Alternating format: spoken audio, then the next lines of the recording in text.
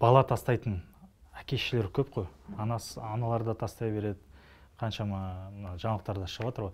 Бірақ екінші жағы бар да, балалар да өз әке-шешелерін ардагерлер үйіне тастап жүретін жағдайлар көп та қазір.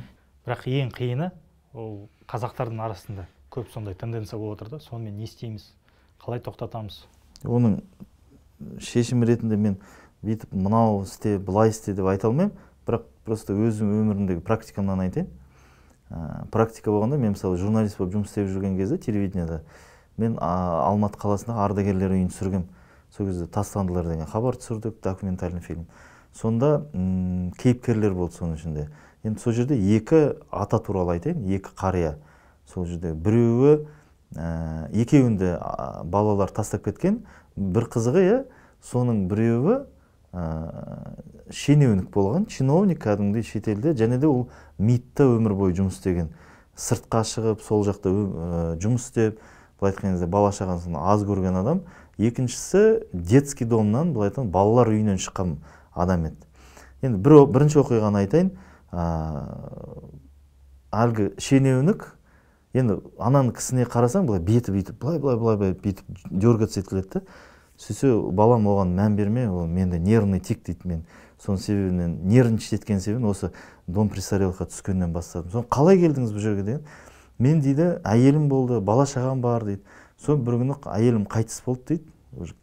Үлкен былай кемпір болып қалған кезде қайтыс болады. Сөйтіп мені балалар алды сразу дейді. Алды былай айтқанда қарттар үйіне тапсырып тастады дейді. Таңғаласында сонда не себеп деген кезде ол кісі айтады, оның бір себебі бар дейді. Әрине мен сол үшін балаларымды жек көрем дейді. Ойлашы, жек көрем дейді. Неге деген кезде себеп неде? Өйткені дейді, мен өмір бойы балалардың мүлде тәрбиесіне қатысқан жоқпын дейді. Әйелім ғана қатысты дейді. Мен күнде жыл сайын командировка, шетелде жүрем, тағы да басқа. Ол кезде совет өкіметі соның өзіне МИДта жұмыс істейді. Ойлашы енді өмір бойы чиновник болып жүрген адам ең соңында дом престарелыхқа түскен. Вообще нонсенс қой, парадокс былай айтқан кезде. Бірақ балаларын оқытқан, бәрі мықты өмір сүріп жатыр, бірақ әкесін осы тастап кеткен. Енді ана кісімен сөйлессең, ана өте нервный да, сөйлескен кезде де өте былай, как те сказать, қалай айтсам болады, өте эмоционально жауап береді. Балалар туралы айтсаң, кәдімгідей бет-аузы бәрі қимылдап кетеді да, настолько оған нерв кетеді осындай нәрселер. Соны айтайын дегенім, оған менің де кінәм бар шығар дейді ана кісі. Мен әрине балаларымды кінәлаймын, олар дұрыс істеген жоқ, мен тастап кеткен деп айтады. Бірақ соңында камера өшкен кезде айттым, аға енді қалай ойлайсыз деген кезде, әрине мен көп жағдайда өзімді кінәлімін ғой, балаларыма қатты болдым, балаларыма қараған жоқпын, мүлде мейірім көрсеткен жоқпын деген сияқты сөздер айтады. Бұл жерде балалар емес, әкесі өзін кінәлап отыр.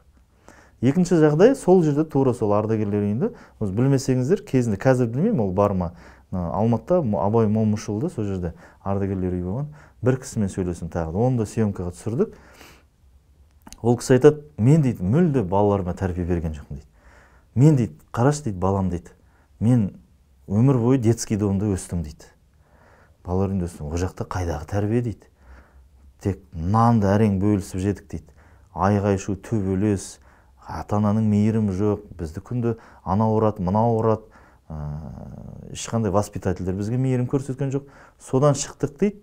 Шыққаннан кейін әскерге бардым, әскерден келгеннен кейін сосын бір әйелмен таныстым, үйлендім, бала шағалы болдым, өмір сүрдім.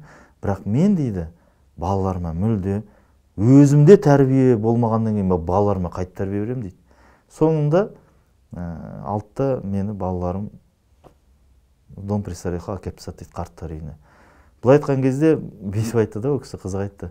Детский домнан шығып дейді, деттардың домына бірақ келдім дейді ғой. Сол кісі айтады, мен өзім кінәлімін осы жаққа келгенім, мен балаларымды кінәламаймын дейді. Олар дұрыс істеді дейді, өйткені мен я заслужил этого деді да. Ойлашы, осындай нәрселер.